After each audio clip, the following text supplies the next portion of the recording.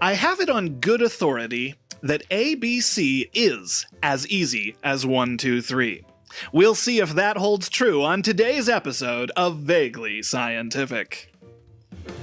So we're going to test. This is the science experiment for today.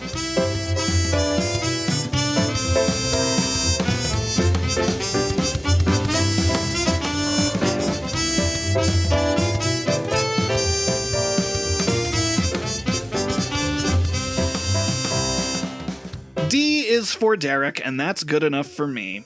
Jim spells Jim, and coincidentally, that's Jim's name. Hi, Jim. I see you. Oh, Lord. Whoa, those are letters. I get it. And our guest this week forgot to mark down their name under this weird mark here, which kind of looks like it might be letters, but it's hard to make out the markings of. Okay, our guest this week is Mark. Hi, Mark. Hi, I'm named after a scribble. My name is Mark. Yeah, well. What is the actual? I guess it's biblical, huh, Mark? That guy, that guy was named after a scribble, and I'm named after him. I don't even get to be. I'm like Plato's shadow of a scribble. You're a literal carbon copy. Oh, that's okay. Well, so this is a show where we answer the most ridiculous audience-submitted questions eventually in a manner that we like to call vaguely scientific. But before we do that, it's time for the fun science fact of the day. Jim? Ah, yes. The first practical television remote control was invented in 1956 by Robert Adler. And there were some remote controls that predated Adler, but the thing is that some of them were just wired to the TV, which is not super helpful. Oh, yeah. But you don't lose them that way. That's one thing that is good about them. The other kind, they used light beams, and these could often be triggered by just the ambient light in the room, by the sun, by the table lamps or whatever. So Adler's remote control used ultrasonic sound waves, which prevented misfiring. Not a whole lot of ambient ultrasonic sound in the room. So Interesting. As opposed to like the Nintendo light gun. Yeah. Right. Yeah. I remember one time when we talked about what technology we would have if we had telekinesis. And one of the things we talked about was you could just pick up the remote and bring it to you. And then it was like, oh, wait, we wouldn't have remotes. Oh, yeah. We wouldn't need them. Right. So that's fun. Yeah. Nowadays we use like infrared light for our various remotes. Oh, okay. Yeah. But back then, that was pretty groundbreaking for 1956. Do you think there are cases of like the sound wave from the remote, like a dog picking that up? So every time you change the channel, would that like, work? "Arr." Interesting. I didn't dig into it too much, but I bet some dogs could probably hear some of these remotes. They're like dog whistle remotes. Yeah. Whoa. Although my understanding is that it was very like brief sound, like you push the button and it like chirps and that's it. Oh, okay. So it wasn't like blowing a sustained whistle for a dog. I hope. So it would probably peeve your cat more than your dog if it just chirped, huh? That makes sense. Well, that's interesting. Imagine life before television remote controls. The worst. We had to walk to the TV both backwards, both ways, uphill. And it was snowing the whole time. Snowing. We really got to get the roof fixed. Well, what say you, gentlemen, that we move on to our first question this week? Okay. Let us. So, question 1 this week. How does King Midas survive? He can't eat, but can he breathe? Can he drink? Does he have to stay naked to move around? I really like this question. Yeah. That's a great question. So I'd like to start. I feel like probably everybody is tangentially aware of who King Midas is, but just to give some specifics, I wrote up a little bullet point synopsis. So King Midas of Phrygia, in ancient Greek times, helped out a friend of Dionysus, the god of wine and merriment, and Dionysus granted him a wish. King Midas wished that everything he touched would turn to gold, and Dionysus warned him to be careful, but Midas didn't listen. So Midas woke up the next day and realized that when he tried to eat a grape, it turned to gold and he couldn't eat it. Then he started crying and realizing that it was a curse, right? And his daughter came in to console him and give him a hug, and then she turned to gold. So Midas, realizing the error of his ways, begs Dionysus for forgiveness, and Dionysus tells him to go wash off in a river in atonement, and everything he has turned to gold turned back. But it is worth noting that in Aristotle's version of the story, even though Midas learns his lesson, the curse is not lifted, and he does die of starvation. What a downer. Okay. Because this is a morality tale, and those don't have happy endings. It's funny because I was just about to say, I was going to say, boy, that sure is a happier ending than most Greek myths. Yeah. I think that's the more updated, like it needs to have a third act, kind of story. But Aristotle's version of the story, it's just a morality tale. Mm-hmm. Now, the thing that I was going to mention is that I think that with air, he had to have been able to breathe the air, because if he couldn't, then he would have been dead in about 4 minutes. Yeah. So I think that one we can check off the list. But then the rest of this, I think there's a lot of interpretation we can jump into here. I think it's fair. Most accounts that I've read say everything he touches turns to gold. And on your point about air, I don't have a lot to say about this, but like this story was obviously concocted before we understood really how matter worked. But also, I would argue it doesn't necessarily matter how matter works, because this is clearly magic. So I don't know. Well, if he can breathe, so what does it mean to touch something, right? He doesn't touch the air when he breathes it. So would he be okay if someone just put like a whole turkey in front of him and he just like pie eating contest his face into it, slapped his face onto it, and ate so it up?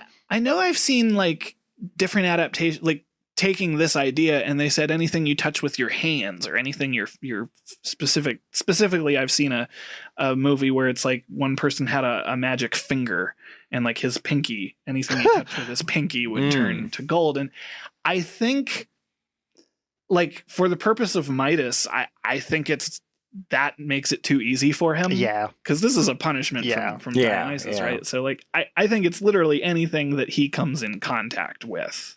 Well, on that point, though, because as far as I was able to discover, he wasn't running around naked, so it seems like his clothes didn't turn gold. I didn't see anything about him being naked that whole time. So that's the Emperor's new clothes. That's I feel like if he was running around naked, that someone would have been like, "Hey, stop it," and like.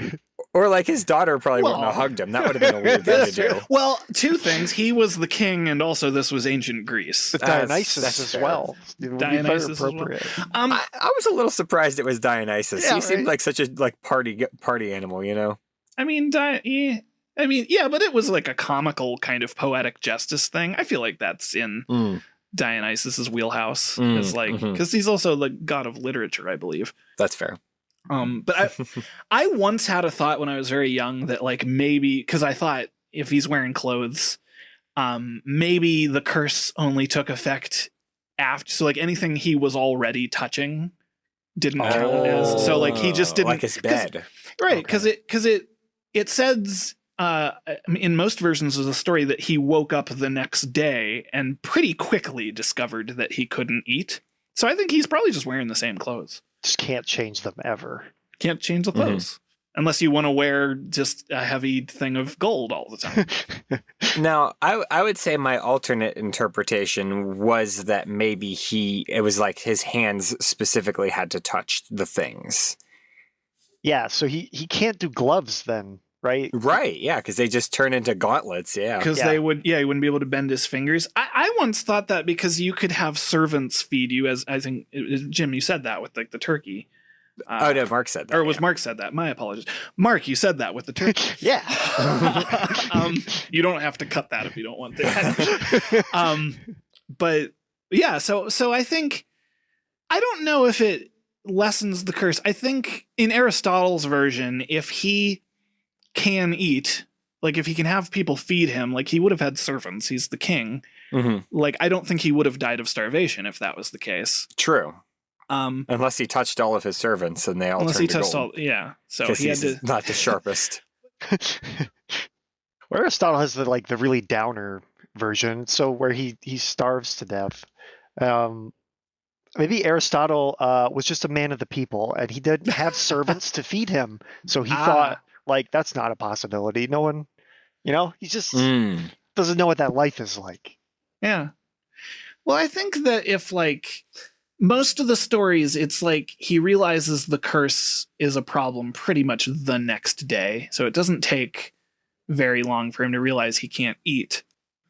I think one of the versions I read addressed that and said that he tried to have servants cut up bread for him or something.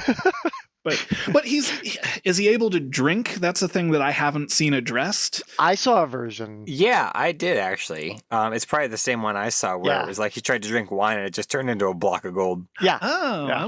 Okay.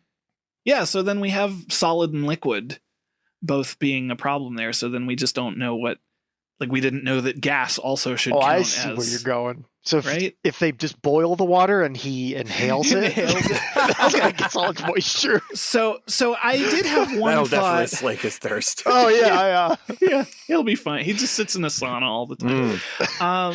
I did have one thought that I didn't go as far back as hands. I think we're letting him off too easy if it's just his hands, because he could have his hands bound or something and just you could use. I think the idea is it goes from being a superpower to being a curse. Yeah. And I think regardless of how annoying it would be, if it's just your hands, it's not a curse enough for me, I guess. So I want to punish Midas. I don't know. I don't want to let him off the hook here. Okay, Aristotle. All right. But you're right. But I thought this is before I knew about being able to drink. But I thought, what if it's anything his skin touches? Because theoretically, if you had a needle made of gold, and surgical equipment made of gold, you could set him up with some kind of feeding tube. Oh. I mean, theoretically, they don't have to be made of gold at the onset. They could just I know, into gold. But that's something that wouldn't be hurt if it turned into gold, a solid. Yeah. Oh, I see. A scalpel or a syringe or something. Yeah. I don't know how many feeding tubes the ancient Greeks were going around and installing. But this is definitely taking it into... But then, if we're going into modern era, we understand that the air is made up of particles. Now we can also include modern technology. That was my justification, I guess. Mm-hmm. I mean, no, you're right. I think that makes a lot of sense. And the other thing I was thinking is that, what if they not even did that, but just installed a golden funnel that he could put to the back of his throat and so in a similar vein, but with less technology, I guess. He just has to eat like a bird. I was thinking baby food, a slurry of yeah. How they make that baby food that's all ground up like turkey or chicken or beef or whatever. It's not great, but it would work. I always liked the story of. So I was talking to my brother about this. This has nothing to do with the. I mean, I was talking to my brother in preparation for this discussion because I like to bounce ideas off of multiple people, and we ended up talking about this isn't an answer to the question, but the idea that what if Midas, like Dave specifically said, if I were in that situation and I knew there was no hope, so there's no cure, basically, he said I would just go around my kingdom and just touch as many things as I can before I die, because then I would leave this legacy of having the richest country in the world, and then they could use all of that to basically buy the world. And that led us to concocting all these stories of I don't know, a fantasy adventure story where a bunch of people go to a kingdom that's a million things are made of gold, and they have this legend that it was basically King Midas. He was we worshipped him as a god because he's the person who made our nation as rich as it is. Or he obliterates the economy. Or he obliterates the other way we went is, what if instead of having a change of heart and trying to leave a legacy, what if he dedicates the rest of his time strictly to getting revenge on Dionysus? Tries to like create some sort of god-killing machine out of gold. Oh, wow. Just like a gold dimension cannon that blasts its way to Mount Olympus. And it turned into, these are just fun ideas. I don't know. Well, so the gods have physical shape and form in Greek myths, right? So if he could find and touch Dionysus, would he turn to gold? Yeah, in Greek mythology specifically, the pantheon is not necessarily immortal. Like, that comes up a lot. Mm-hmm.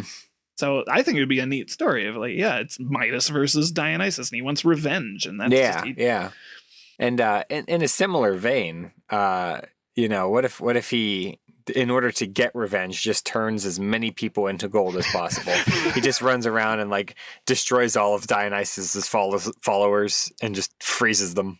See, that's the thing I was thinking. That's a very Athena sort of thing I was thinking about, because like Athena liked to mess with specifically Poseidon. Like any time Poseidon had an enemy, Athena was like, okay, I'm gonna just like do everything I can to make this difficult for you. Mm-hmm. So like if it was like Poseidon who had cursed Midas, I could imagine Athena coming up and saying, hey, go and just like turn all of Poseidon's people into gold. And he asked for it.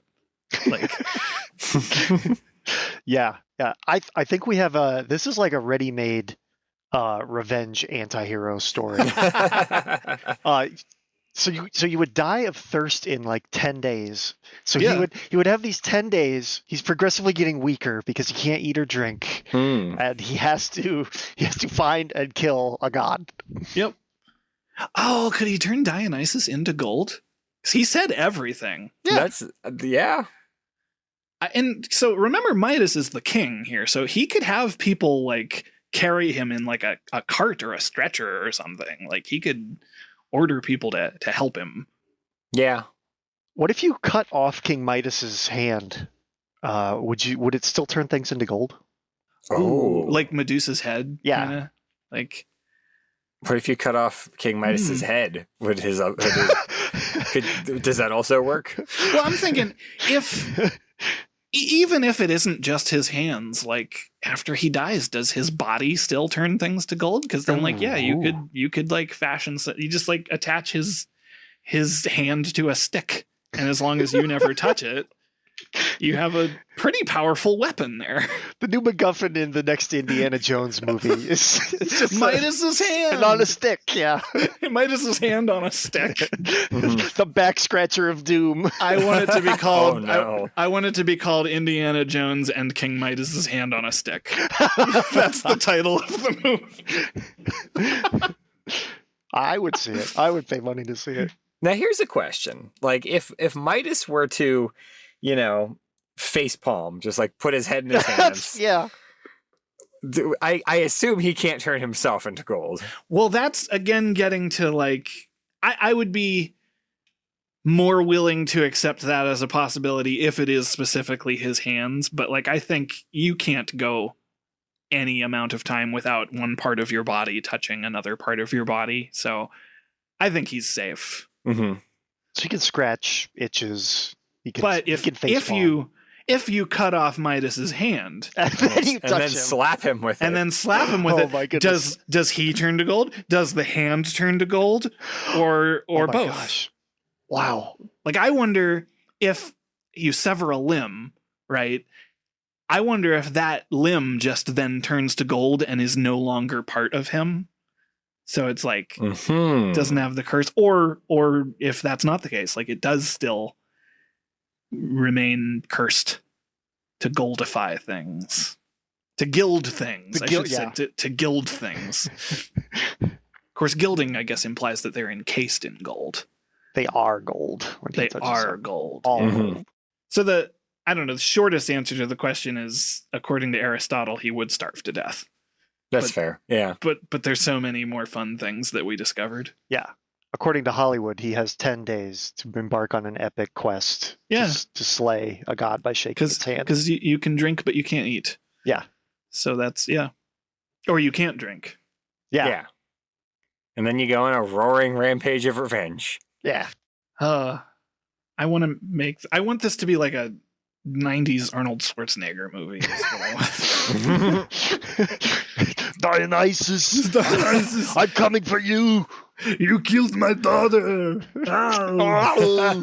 I'm just doing. I'm gonna do the rest of the show as Arnold Schwarzenegger. This is your fault.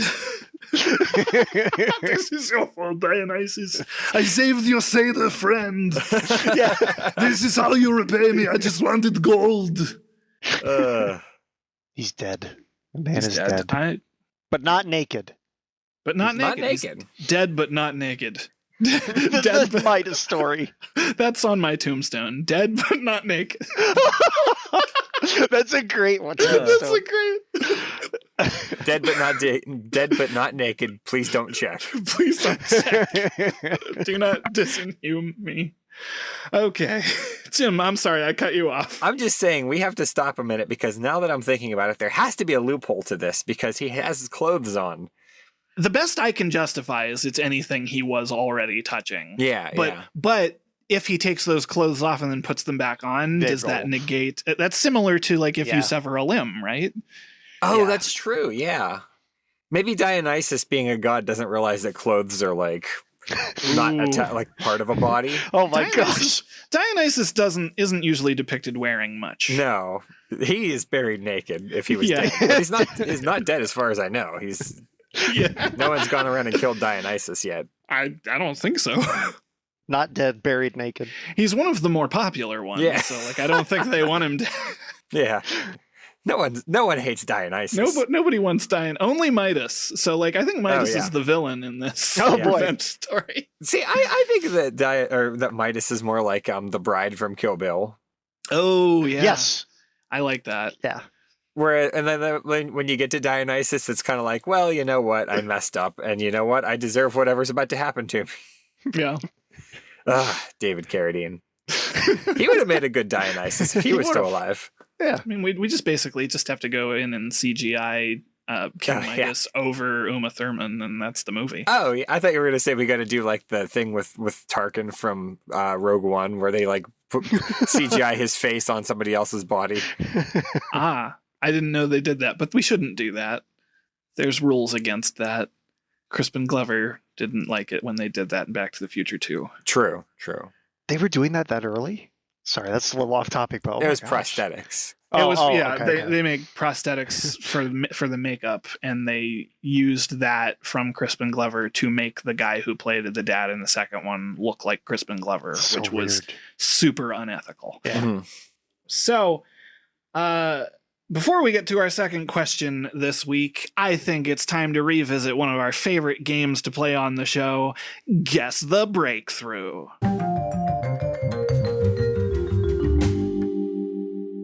We haven't done this in a while, and I'm pretty excited. So for those of you who weren't around the last time we did this, Guess the Breakthrough is a little game where I will go through and sort of read a description of some kind of scientific breakthrough that happened, generally sort of by accident. And then the other two folks here with me here today are going to have to try to guess what that breakthrough actually was. So, oops, I almost read what the answer was because I have it listed above the thing I wrote. So here's the first one. Wilson Greatbatch was trying to invent a device to closely listen to the sounds of the heart. However, he made a mistake in wiring his new device, and instead of being able to listen, it actually started to generate a regular electrical pulse. So what do you think he might have been able to do with this heart-listening gizmo that was making a pulse instead? A regular pulse. Yeah, an electrical, sort of like a regular... I have a guess. Mark, do you have a guess? I'm still focused on the name Greatbatch. It's great. Well, yeah. Did he make a batch of these things? He may have done. I don't know. I want to posit my guess that he created a pacemaker. Yes. Oh, it was guess. the sort of archetype for the pacemaker. So it's all because he used like the wrong piece of equipment, and instead of being able to receive signals, it sent them instead. I'm trying to create this device to measure how bad your heart is, and I accidentally made your heart better. Nice job fixing it. Nice job fixing it. Great batch. All right. So here's the second one. Henri Becquerel was convinced that if uranium was exposed to sunlight, it would absorb and then release X-ray energy from the sun. The plan was the uranium would absorb this energy and then re-emit it in a dark room, and he would use that to expose photographic plates. So the problem that he ran into was that when he wanted to do this experiment, it was really, really cloudy. So he had to postpone the experiment. He left the uranium in the room overnight and went on his way. But the weird thing is, the next day he came in and the uranium had ended up exposing the photographic plates anyway, even without the sun charging the material up. So what do you think that Becquerel had unwittingly discovered? Some kind of cancer? Not yet. I like the idea of just, I'm leaving uranium out. Yeah. I'm just picturing it's on a table. This and it's brick of uranium.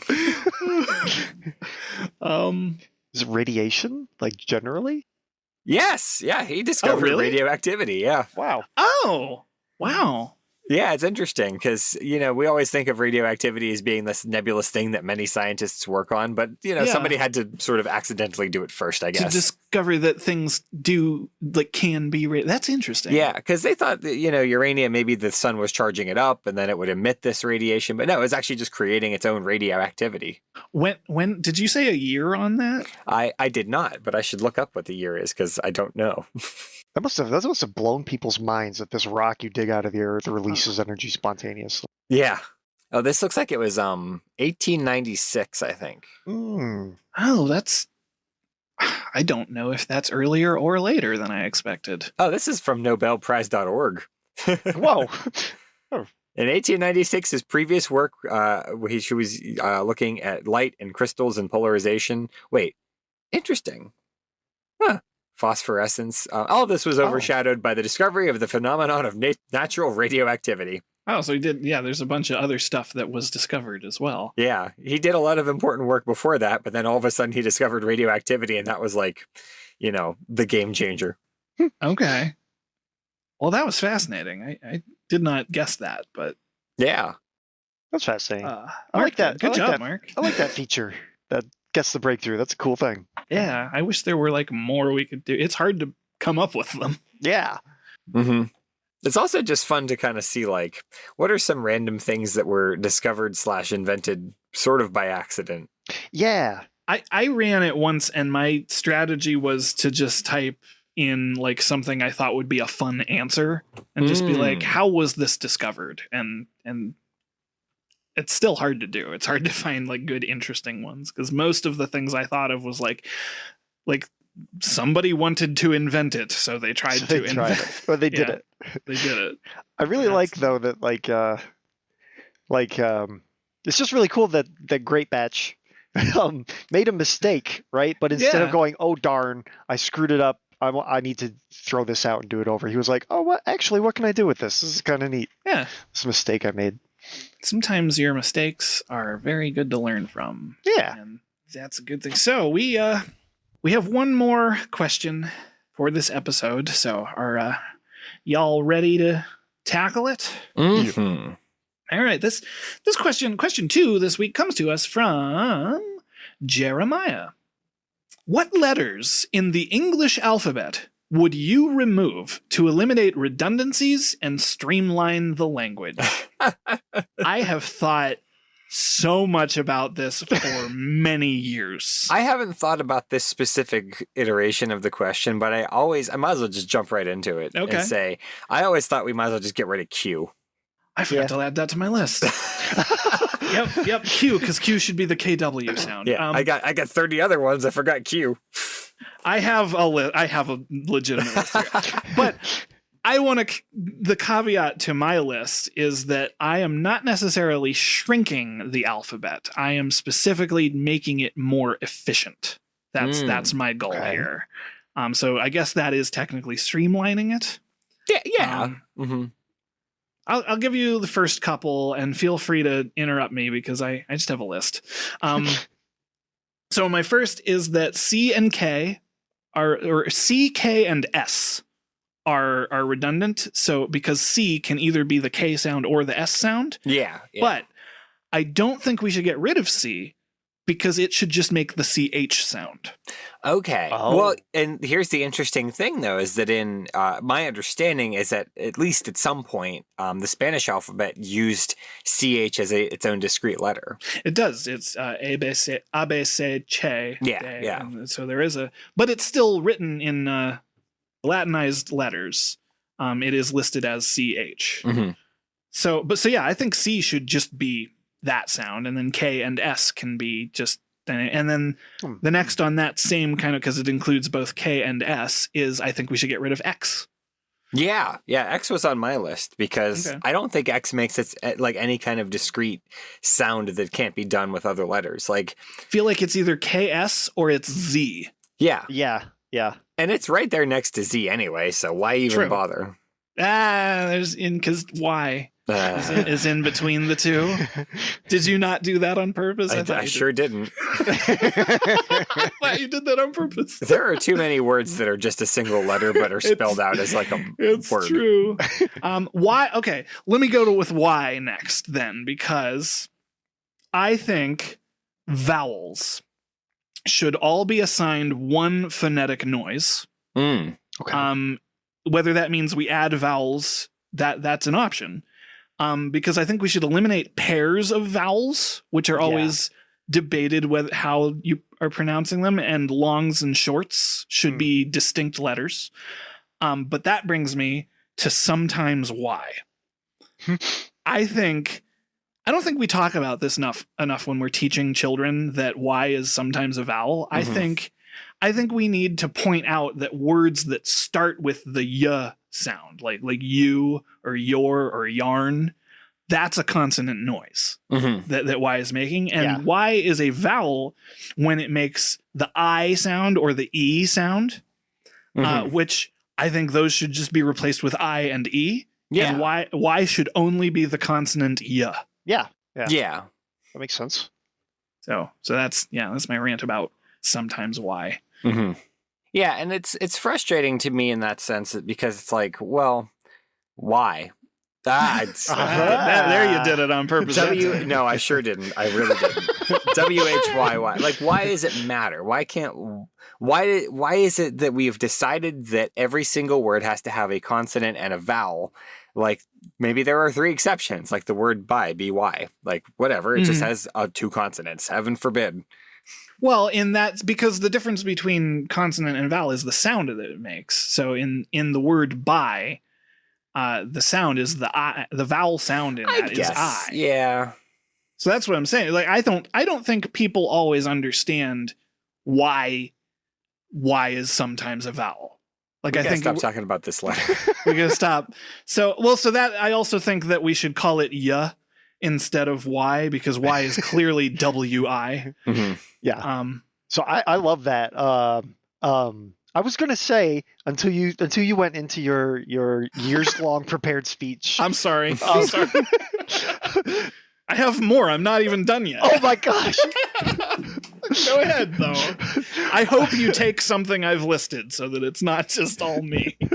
No, I took Russian in college, and one thing that I loved about the Cyrillic alphabet is that it has like those single letters that we have as compound letter sounds in English. Interesting. Like they have a sh and a ch, and they have a tst, like I a like ts. They also have a letter that, like, I don't think it makes a sound. It just goes next to things and softens whatever's before it. Okay. But yeah, I always found that most of that, except for that weird one. I found like the y and the ch and the sh letters like very efficient, because I was like, this is great. I only need to remember one character for that. Because it is kind of a distinct sound. Like you never, like if you have sh, like you're never they're always a unit. Like if they're supposed to be there, so they should just be one letter. Like I get why it's s then h because I can hear the mouth shape being similar, but like z and s are kind of similar in the same way. Which here's something we don't have in the English language a lot of is zh. It's a lot in. It's a lot in like Chinese, like the zh sound. I guess people describe it as like a soft J sometimes. Oh, yeah. That is a letter in Cyrillic as well. Oh, is it? Okay. Yeah. But that kind of leads to sounds that don't appear often in the English language that I'm kind of thinking we don't necessarily have. And so when I was ranting about X, I don't think we necessarily need to get rid of X, but we should assign it an unused sound. And I was thinking, because I've read a lot about how African languages are notated, and they notate like the clicks and different like mouth noises with like kind of apostrophes and like weird slash marks. But that's because they're not typically written in the English alphabet. And I think if we wanted to assign those kind of things letters, like we have X, we have Q. Yeah. So well, I am all for this. Smash the old alphabet. Yeah. No reason to I just think no reason to reinvent the wheel. Like we just make the whole thing more efficient. We do actually have historically in Old English, we have a TH sound. Yeah, isn't it called thorn? Yeah. And I always think of Jim when I think of thorn. Because Jim will always just randomly be like, join ye old Discord or something like that. And so thorn was a letter that was notated. It kind of looked like a B stamped on top of a P, like a lowercase B and P just stamped on top of each other. There can be a picture in the show notes. But it originally made the TH sound. It came from like Icelandic and Norse writings. And that shape weirdly evolved over time to kind of look like a Y or a Y, if we're going to go with that. So when you see things written like ye old shop or something, if you pronounce the Y in that as TH, it's just the old shop. Yeah. It's just the shop. Right. So I always thought that was interesting. Yeah. In a similar vein, I always think it's interesting that we don't use the I forget what it's called. I want to say it's called the soft S, but it's the letter that looks like an F, but it's actually an S. Yeah. Oh, yeah, because it kind of has been dropped, right? Yeah, because it looked like an F, and I think people got confused. I mean, I yes. Yes. Silent letters too. That's the silent, like the silent E at the end of words to make the vowel sound long. Like get rid of that. We don't need any of that. I hate that. Yeah. English is hard enough for people to learn. I think that's why it's kind of an inefficient.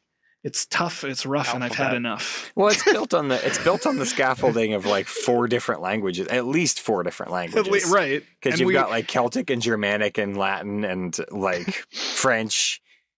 And even we've been adding to it since at least the 50s, like, or up until at the latest the 50s. We're a melting pot country, at least in America. Like the language has continued to adopt a lot of like Spanish words because we share a border with Mexico, and a lot of their words that we don't have translations for just become. Let's just call it that then. Yeah, I mean that's true of a lot of languages too. Yeah, and like one of the ones that I always thought was kind of interesting was tycoon, which is I believe from Japanese. So sounds like it would be. Yeah.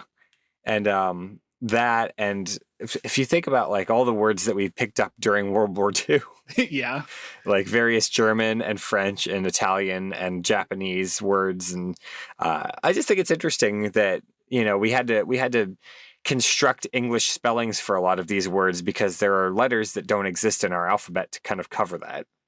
Yeah, yeah, and our words are much longer.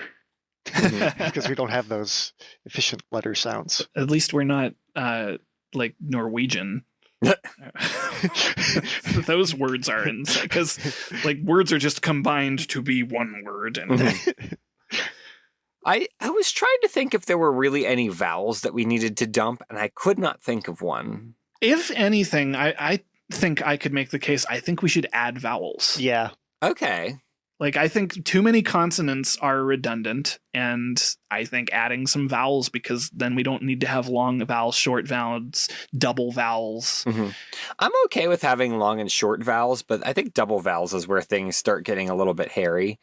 And I mean, if you look at like the word boot, I mean, you could use a U for that, but I feel like boot is almost not exactly a U sound, because I feel like it would be butt if it was. Yeah, it's a long or U butte sound. if it was a long U. Or butte with an umlaut on there. Mm-hmm. I make the case for like the I in high versus the I in Italy. I think those should not be the same letter.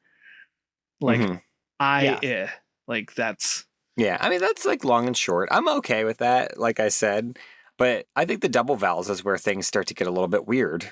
That's the line where we go to war, Jim. Hey, I mean, if you get in charge of the alphabet, I'm not going to care that much if you do that.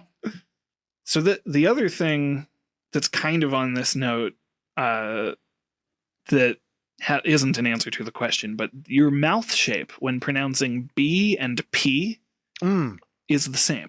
Yes. I am not shocked, because my child is having trouble with that right now. Well, so I was like trying to, so Allie told me this, and it made me think about it. So everybody go ahead and experiment now, because that's what I did for like an hour. Yeah. And I'm making the same shape as in your mouth, and so I had to be like, well, there's definitely a difference.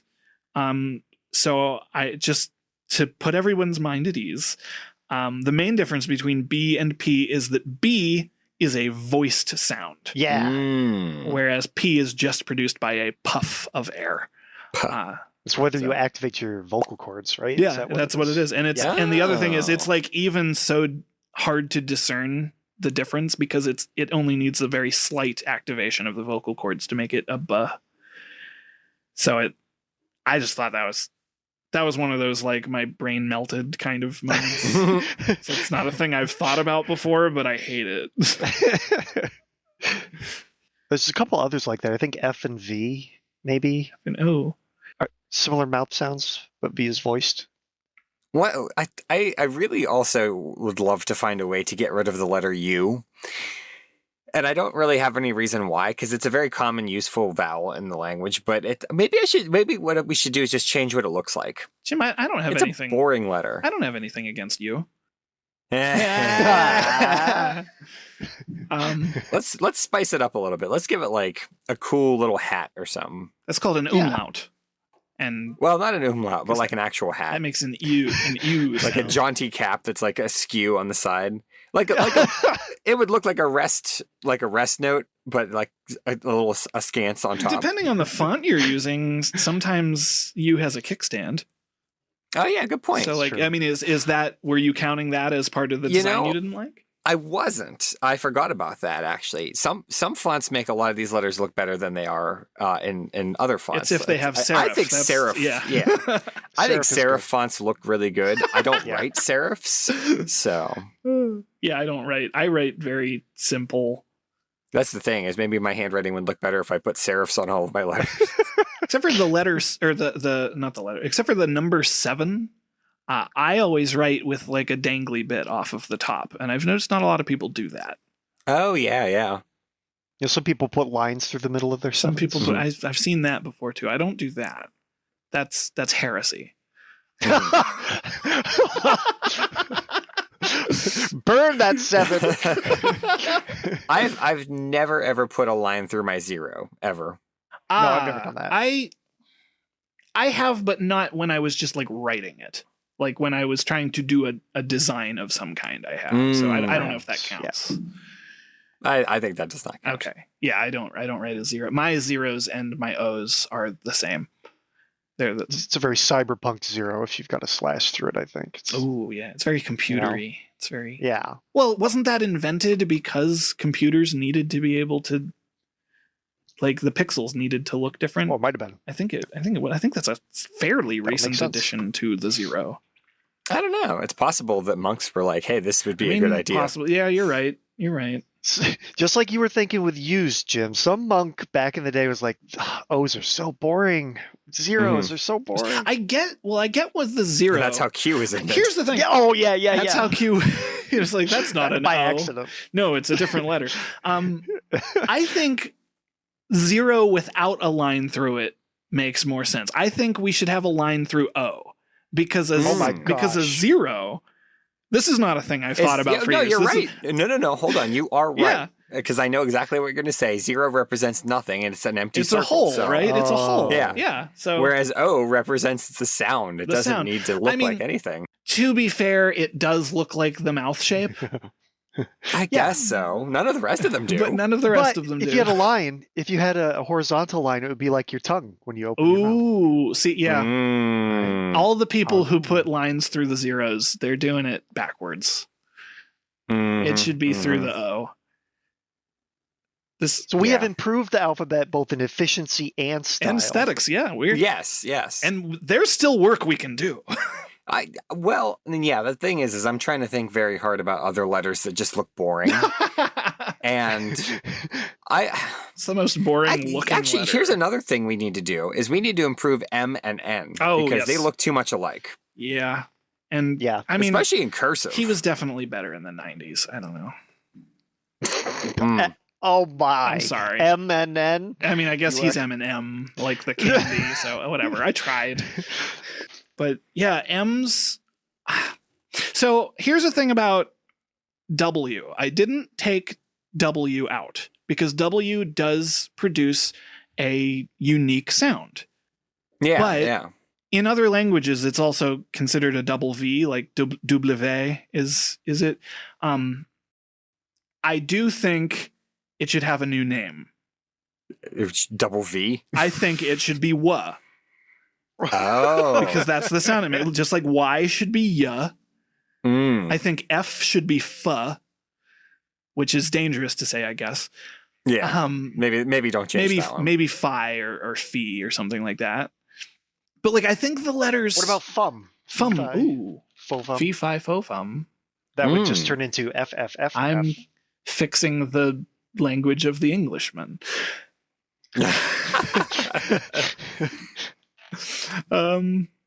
I think that one of the other things that really needs to be changed is the alphabet song itself. Because it's already used for like everything else. It's Twinkle Twinkle Little Star, it's Baa Baa Black Sheep. Give the alphabet song like its own jam. Like make a new one. And here in the year of our Lord 2023, someone needs to go out there and just write an alphabet song. You remind me of back when I used to watch Barney the Dinosaur. And I used to be very angry that Barney is a dinosaur from our imagination is Yankee Doodle. Oh, yeah. And I Love You, You Love Me is this old man. Oh, yeah. And I was like, write your own dumb songs, you stupid purple dinosaur. Yeah. I always liked Sesame Street and Mr. Rogers a lot more. But yeah. But I did watch Barney, so I. Speaking of Sesame Street, the reason I brought that up is because there's this episode where Telly is trying to decide what his favorite song is, and he can't decide between ABC and Baa Baa Black Sheep and Twinkle Twinkle Little Star. That's a funny bit. So he just kit bashes all the songs together, so each line is from one of the other songs. It's so good. It's very cute. When I was in Spanish class, they had like it was ABC. I don't remember how it went. Oh, yeah. ABC de A, B, C, D, E, F, A. Yeah. And then I don't remember the rest of it, but. Ashijika, Elemento K, or whatever the French one was. Yeah. So that's still. What is that song? That's. Do, do, do, do, do, do, do. That's the military march thing. Yeah. So it's still not completely unique, which I think is what Jim was asking for. Right. Huh. Gotta call up like Taylor Swift or something. I don't know. You know what though? Like the alphabet song, like if you wanted to write a new song, you could change what alphabetical order is, because the alphabet song, I feel like, almost relies on the fact that there's rhyming, right? Yeah, that's true. Yeah. Some of the letters shouldn't rhyme. Right. Because the more that I like dip into various other languages, I'm like, but Z is starting to grow on me against my better judgment. Like, I don't like Z specifically for the same reason because of Lord Zed. Well, for the I mean, actually, Lord Zed was one of my favorite characters, but I didn't realize until way too late in my life that it was because he had a big Z. Like I didn't make that connection because I'm an American. But I am against Zed for the same reason I'm against Y. Because I don't like the letters having too many other, like you can spell Zed, Z-E-D. Oh yeah. Mm-hmm. But Z is just like, I mean, there's a vowel sound there, but it's just basically an example of the sound it makes. Yeah. Well, I mean, I feel like Z is not too far off from the sound that the Z would make. Like if you had zoo, yeah, like Z, like there's that pause in there that I feel like you could stick it. I don't know. It's growing on me is the problem. The D in it is just unnecessary in it, and it confuses the whole mess. I watch too many Canadians on the internet, like Adam Savage. Did he say Zed when he was? I don't think he said Zed while he was here. Because I would have called him out on it. Yeah, Z is growing on me. I think the other thing we should do is just reorganize the alphabet itself to put like all the popular letters up front, like R, S, and T. Like R, S, and T are way towards the back of the alphabet, and they're like the three most common consonants in the English language. And then you got like F that shows up once every maybe 2 sentences, and that could go towards the back. Like no one needs an F. That's in the closet. There is a book that. It's a dictionary of words, or I guess it's a glossary of words more so than a dictionary, but it puts, instead of putting words in alphabetical order, it puts them in frequency of use based on, in the English language, based on the English canon. And it's fascinating to see, because it'll also list like how often it is, I don't know, there's a lot of weird statistics involved, but I've seen people who have like published things where it's like, the alphabet based on frequency of use. I think it's interesting. The QWERTY layout is a thing that some people are like more familiar with than they are with ABC. Maybe that's the modern alphabet. That's like kind of, I mean, it isn't quite there, but like I could see it happening because it's just people are more familiar with it, and that's just the letters on a keyboard are spaced out so that a typewriter wouldn't get tangled up when you're hitting like the correct but then if you look at it, you know, the keyboard, the some of the common letters are just way up at the top, like E, R, T, like those should be on the home row. That's actually I haven't looked at the Dvorak keyboard in a long time, but I understand that it is superior in that sense, where you are pretty much like spending most of your time on the home row. As far as like letter commonness goes, like K, why is K on the home row? Why is K? Well, it's because of the thing you just said. I know. Well, yeah, and that's the thing is like now we could change it. It's just at the time it mucked up your typewriter. Right. Yeah. And like I don't know if I would. Like if somebody gave me, I've made a more efficient keyboard that like puts all the common letters there, I don't know that I would use it, because I'm like, I've been using the QWERTY keyboard my entire life. Oh yeah, you'd have to relearn the whole dang thing. Right? Like I even hate it whenever I'm using different like user interfaces on like streaming services or anything, and they put the keyboard in alphabetical order, and it takes me a second to I know where to go to get to the G, but now I have to like actually go A, B, C, D. Oh, there it is. How big would the keyboard be if we added new letters for new sounds? Just get rid of the greater than and less than signs. Yeah, we don't need those. Easy. All those other symbols actually are like no, that's got the period and the comma. Get rid of the brackets. Those don't need to be there. What is that for? Yeah. Well, they already have those doubled up, except for the 9 and the 0 have the parentheses. Yeah. What else is useless on here? I looked up Japanese and Chinese keyboards a long time ago, and I don't remember exactly how they worked, but like those were kind of fascinating to see how. Because that's a language that is difficult to, or both of those are languages that are difficult to like make concise enough to fit on your computer.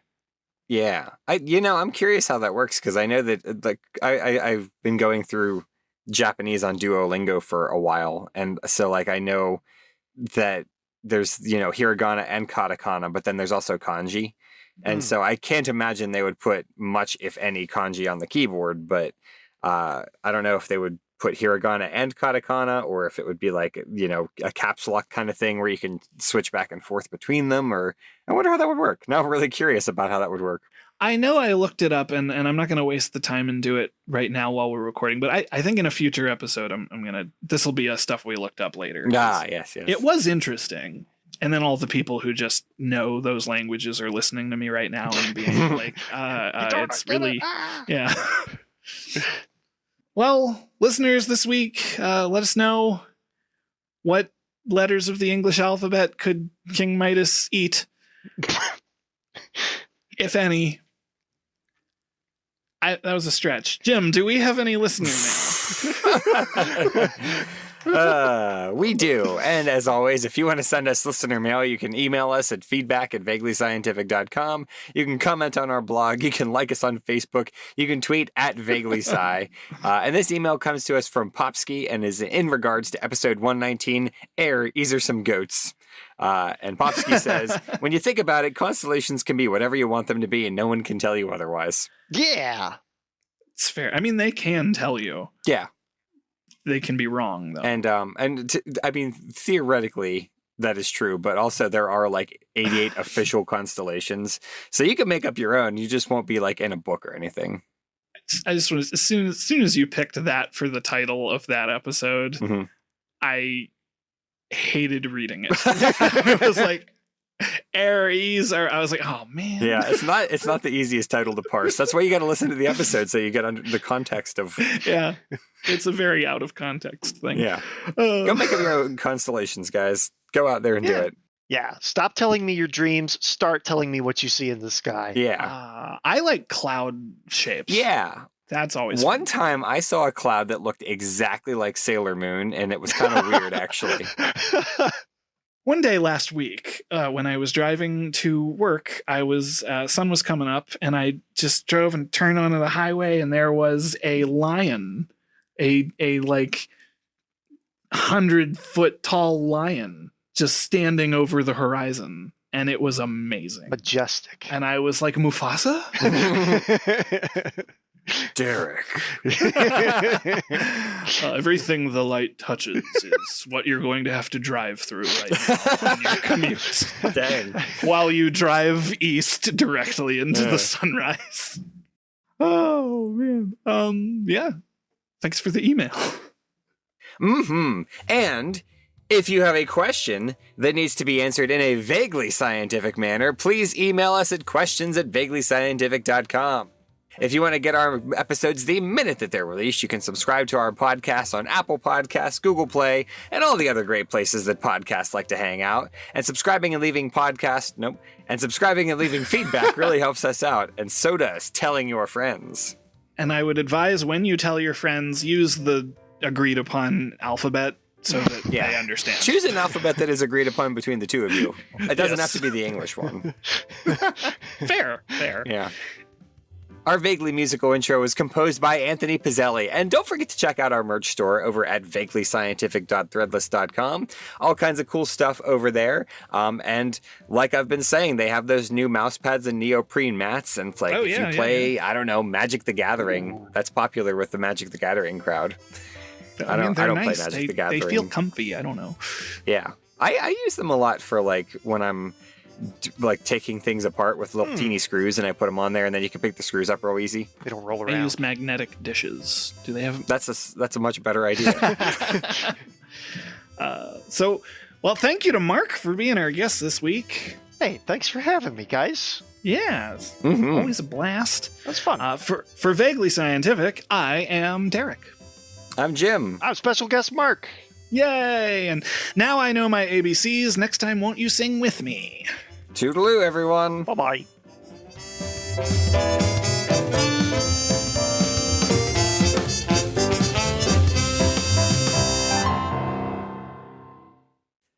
So here's a fun thing, since you made that the outro. Okay. So I guess that I'm like the only person in the world. The way I end that song is "Tell me what you think of me." Whoa! And I've heard that before. That's so intimidating. I've never sung that before, but I have heard other people. I'm glad someone's at least heard it before, because apparently it's like I've grown 2 heads. I just don't get it. Is my aversion to it. Like, I've heard it before, but I'm like, yeah, but why? Because you're like 2 and you want someone to acknowledge that you know your alphabet. Now I know my ABCs. Validate me, please. Yes. Hey, there you go. Now I know my ABCs. Please validate. Wait, no. It has to end with please. Validate me, won't you? Yeah, validate me, won't you? Yeah. That's how I'm going to end it from now on. It's perfect. It's the exact thing that we needed for the revamped alphabet. It is. It really is.